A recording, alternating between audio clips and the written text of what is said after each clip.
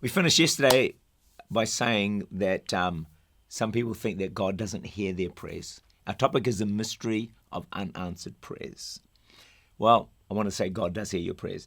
But in 2005, I read that the Indonesian president wanted to get in touch with the people of his country, so he gave out his personal cell phone number. Oh, crazy. And encouraged people to contact him directly with any complaints. Well, over the next 4 days, his phone crashed repeatedly. Something like 15,000 text messages and thousands of calls every day, and he could not reply. Well, God's line is never too busy. He can take millions of requests at the same time and calls, and he can reply quickly. There's no charge, and it's toll-free. How about that? Mystery of unanswered prayer. Why would God not answer your prayer? Because he's got a better plan. He's got a better idea. I remember years ago, Adrian and I had set our hearts on this house. We'd seen it. Looked fantastic. We prayed much for it. We cried out to God. Probably shed a few tears. But we didn't get it. When we didn't get it, we were so upset. Later on, we bought another house and found out it was much, much better than the one we missed out on. See, God knew better. Lock that in your thinking somewhere, because I believe that is so often true. God knows better what's good for you. What about that job you didn't get, but now you got a better job? What about that person you wanted to marry, but God had a better idea?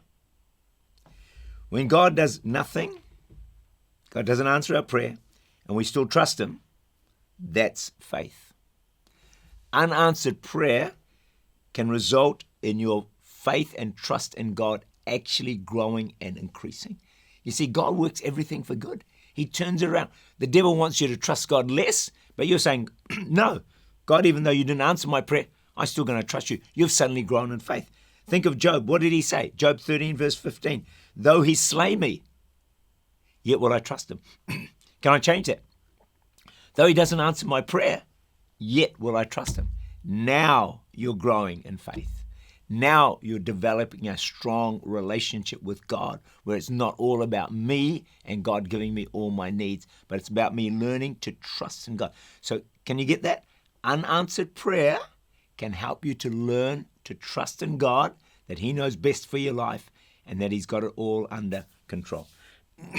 So the thought here is that with unanswered prayer, we grow in our relationship with God. You know, some of the prayers I've prayed, let me tell you some of them. Years ago, I'd pray for a girlfriend, pray for a wife, pray to pass exams, pray for a car park. I don't know if you're like this, but I pray for discounts. You want to do that one. It works.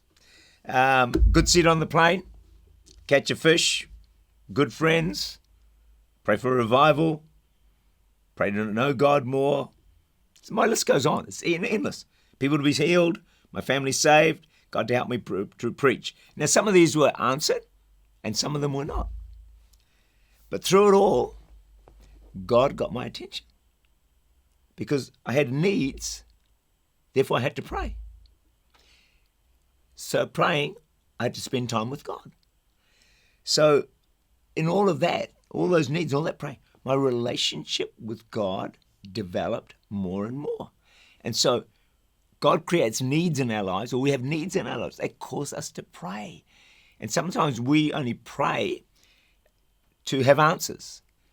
But some other people say, and I would say, one of the greatest reasons to pray is to develop your relationship with God.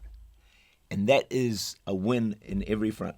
So through answered prayer, I learned to trust God when there was an answer and when there was not an answer.